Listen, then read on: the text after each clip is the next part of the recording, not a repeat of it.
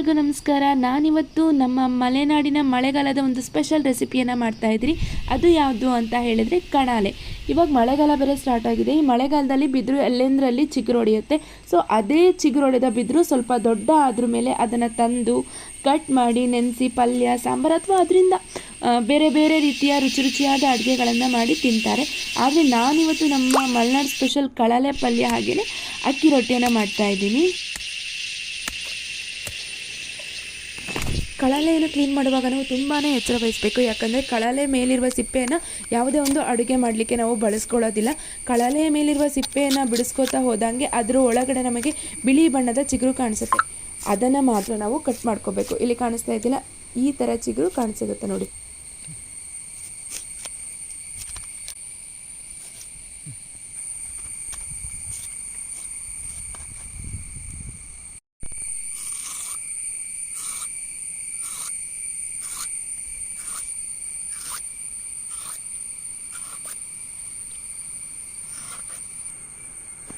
ಇವಾಗ ಕಣಾಲೆ ಎಲ್ಲ ಕಟ್ ಮಾಡ್ಕೊಂಡಾಗಿದೆ. ಕಣಾಲೆ ತಂದಿದ್ದಿನೇ ನಮಗೆ ಯಾವುದೇ ಒಂದು ರೀತಿಯ ಅಡುಗೆಯನ್ನು ಮಾಡಲಿಕ್ಕೆ ಸಾಧ್ಯ ಇಲ್ಲ.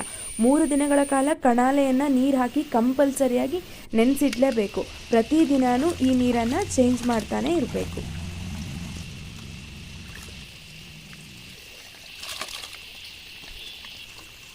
ಇವತ್ತಿಗೆ 3 ಡೇಸ್ ಆಗಿದೆ. ಕಣಾಲೆಯನ್ನು ನಾನು ಸಣ್ಣದಾಗಿ ಹೆಚ್ಚಿಟ್ಕೊಂಡಿದ್ದೀನಿ. ಇವಾಗ ಕಣಾಲೆ ಸಾಂಬಾರನ್ನು ಮಾಡಲಿಕ್ಕೆ ಏನೇನು ಇಂಗ್ರೀಡಿಯೆಂಟ್ಸ್ ಬೇಕು ಅನ್ನೋದನ್ನು ನೋಡೋಣ. 8 ರಿಂದ 10 ಒಣಮೆಣಸಿನಕಾಯಿ, ಮೊಳಕೆ ಬರಿಸಿರುವಂಥ ಹೆಸರು ಕಾಳು, ನೀರುಳ್ಳಿ, ಧನಿಯಾ, ಜೀರಿಗೆ, ಸಾಸಿವೆ, ಚಕ್ಕೆ, ಹುಣಸೆ ಹುಳಿ, ಅರ್ಧ ಕಪ್ ತೆಂಗಿನಕಾಯಿ ತುರಿ, ಬೆಳ್ಳುಳ್ಳಿ, ಒಗ್ಗರಣೆಗೆ ಕರಿಬೇವಿನ ಸೊಪ್ಪು. ಇವಾಗ ನಾನು ಮೆಣಸು, ಕೊತ್ತಂಬರಿ, ಸಾಸಿವೆ, ಜೀರಿಗೆ, ಚಕ್ಕೆ ಇದನ್ನೆಲ್ಲ ಡ್ರೈ ರೋಸ್ಟ್ ಮಾಡ್ಕೊಳ್ತಾ ಇದ್ದೀನಿ.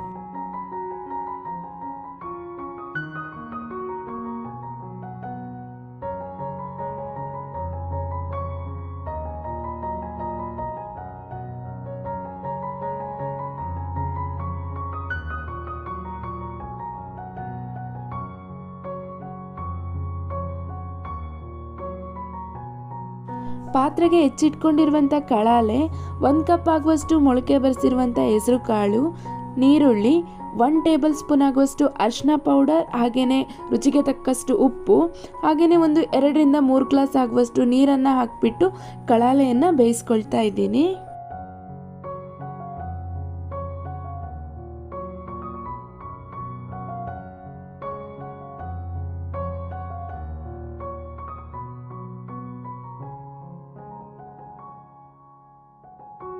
ಕಳಾಲೆ ಬೇಯಲಿಕ್ಕೆ ನಮಗೆ 20 to 30 ಮಿನಿಟ್ಸ್ ಬೇಕು. ಅಷ್ಟರೊಳಗಡೆ ನಾವು ಮಸಾಲೆಯನ್ನು ರೆಡಿ ಮಾಡ್ಕೊಳ್ಳೋಣ. ನಾನಿವಾಗ ಹುರಿದಿಟ್ಕೊಂಡಿರುವಂಥ ಎಲ್ಲ ಇಂಗ್ರೀಡಿಯೆಂಟ್ಸ್ನೂ ಹಾಕ್ಬಿಟ್ಟು ಅದಕ್ಕೆ 1 ಕಪ್ ಆಗುವಷ್ಟು ತೆಂಗಿನಕಾಯಿ ತುರಿ ಅದೆಲ್ಲ ಹಾಕ್ಕೊಂಡು ಮಸಾಲೆಯನ್ನು ರುಬ್ಕೊಳ್ತಾ ಇದ್ದೀನಿ.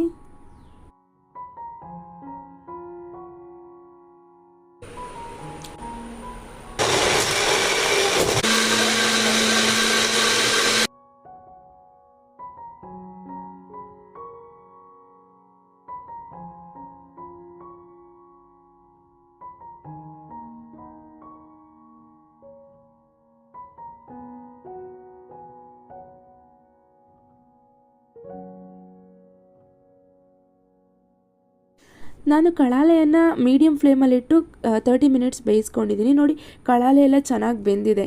ಹೇಗಂದರೆ ನಾವು ಹಾಕಿರೋ ನೀರೆಲ್ಲ ಫುಲ್ಲು ಡ್ರೈ ಆಗಿದೆ.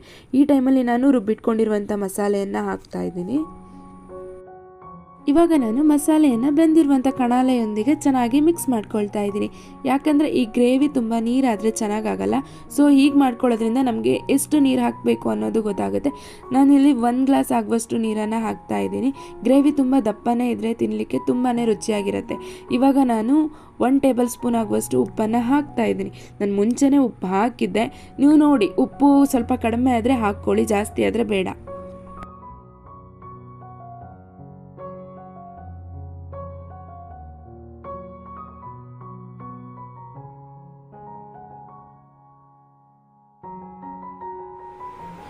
ಮಸಾಲೆ ಹಸಿ ವಾಸನೆ ಎಲ್ಲ ಹೋದ ನಂತರ ಚೆನ್ನಾಗಿ ಒಂದೊಳ್ಳೆ ಒಗ್ಗರಣೆ ಕೊಟ್ಟರೆ ನಮ್ಮ ಮಲೆನಾಡು ಸ್ಪೆಷಲ್ ಕಳಲೆ ಸಾಂಬಾರು ರೆಡಿ. ಕಡಲೆ ಸಾಂಬಾರು ರೆಡಿಯಾಗಿದೆ. ನಾವಿವಾಗ ಅಕ್ಕಿ ರೊಟ್ಟಿ ಮಾಡೋಣ. ಅಕ್ಕಿ ರೊಟ್ಟಿ ಮಾಡಲಿಕ್ಕೆ ಒಂದು ಪಾತ್ರೆಗೆ 2 ಗ್ಲಾಸ್ ಆಗುವಷ್ಟು ನೀರನ್ನು ಹಾಕ್ಕೊಂಡು ಅದಕ್ಕೆ 1 ಟೇಬಲ್ ಸ್ಪೂನ್ ಆಗುವಷ್ಟು ಉಪ್ಪನ್ನು ಹಾಕ್ಕೊಳ್ತಾ ಇದ್ದೀನಿ. ಮುಚ್ಚಳವನ್ನು ಮುಚ್ಚಿ ನೀರನ್ನು ಕುದಿಸ್ಕೊಳ್ಳೋಣ.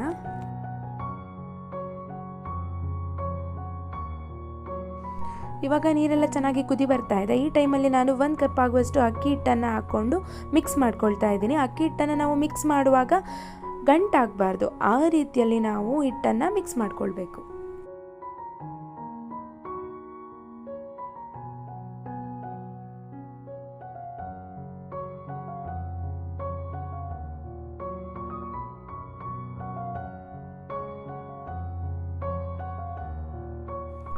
ಈ ಹದ ಬರುವವರೆಗೆ ನಾವು ಅಕ್ಕಿ ಹಿಟ್ಟನ್ನು ಮಿಕ್ಸ್ ಮಾಡಿಕೊಂಡ್ರೆ ಸಾಕು.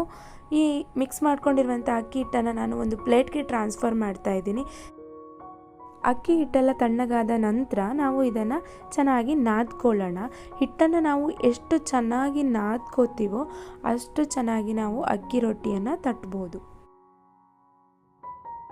ಅಕ್ಕಿ ಹಿಟ್ಟನ್ನೆಲ್ಲ ಚೆನ್ನಾಗಿ ನಾದಾಗಿದೆ. ಇವಾಗ ರೊಟ್ಟಿ ತಟ್ಟಲಿಕ್ಕೆ ಉಂಡೆಗಳನ್ನು ಮಾಡ್ಕೊಂಡಿದ್ದೀನಿ.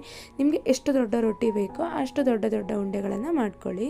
ರೊಟ್ಟಿಯನ್ನು ತಟ್ಟಲಿಕ್ಕೆ ನಾನು ಬಾಳೆಲೆನ ತೊಗೊಂಡಿದ್ದೀನಿ. ಬಾಳೆಲೆಗೆ ಸ್ವಲ್ಪ ನೀರನ್ನು ಹಾಕ್ಬಿಟ್ಟು ಎಲ್ಲ ಕಡೆ ಸ್ಪ್ರೆಡ್ ಮಾಡಿಬಿಟ್ಟು ಅಕ್ಕಿ ಉಂಡೆಯನ್ನು ಇಟ್ಬಿಟ್ಟು ರೊಟ್ಟಿಯನ್ನು ತಟ್ಕೊಳ್ತಾ ಇದ್ದೀನಿ. ನಿಮಗೆ ಎಷ್ಟು ತೆಳು ಬೇಕೋ ಅಷ್ಟು ತೆಳು ರೊಟ್ಟಿಯನ್ನು ತಟ್ಕೊಳ್ಳಿ.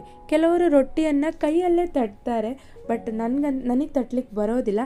ಸೊ ಹಾಗಾಗಿ ನಾನು ಬಾಳೆ ಎಲೆ ಮೇಲೆ ಇಟ್ಬಿಟ್ಟು ಅಕ್ಕಿ ರೊಟ್ಟಿಯನ್ನು ತಟ್ತಾ ಇದ್ದೀನಿ. ರೊಟ್ಟಿಯೆಲ್ಲ ತಟ್ಟಾದ ನಂತರ ಒಂದು ಹಂಚ್ ಮೇಲೆ ಹಾಕ್ಕೊಂಡು ಬೇಯಿಸ್ಕೊಳ್ಳೋಣ. ನಾನ್ ಸ್ಟಿಕ್ ತವದಲ್ಲಿ ಕೂಡ ಬೇಯಿಸ್ಕೋಬೋದು, ಬಟ್ ಇದನ್ನು ಮಣ್ಣಿನ ಕಾವಲಿಯಲ್ಲಿ ಬೇಯಿಸ್ಕೊಂಡ್ರೆ ರೊಟ್ಟಿ ತುಂಬಾ ಟೇಸ್ಟಿಯಾಗಿರುತ್ತೆ ತಿನ್ನಲಿಕ್ಕೆ. ಅಕ್ಕಿ ರೊಟ್ಟಿ ರೆಡಿಯಾಗಿದೆ, ಕಳಲೆ ಪಲ್ಯ ಕೂಡ ರೆಡಿಯಾಗಿದೆ. ಇವೆರಡು ಒಂದೊಳ್ಳೆ ಕಾಂಬಿನೇಷನ್ ಅಂತ ಹೇಳ್ಬೋದು. ನಮ್ಮ ಮಲೆನಾಡವರಂತೂ ಕಳಲೆ ಪಲ್ಯ ಮಾಡಿದ್ರ ಮೇಲೆ ಮಿಸ್ ಮಾಡ್ದೇ ಅಕ್ಕಿ ರೊಟ್ಟಿನ ಮಾಡ್ತಾರೆ.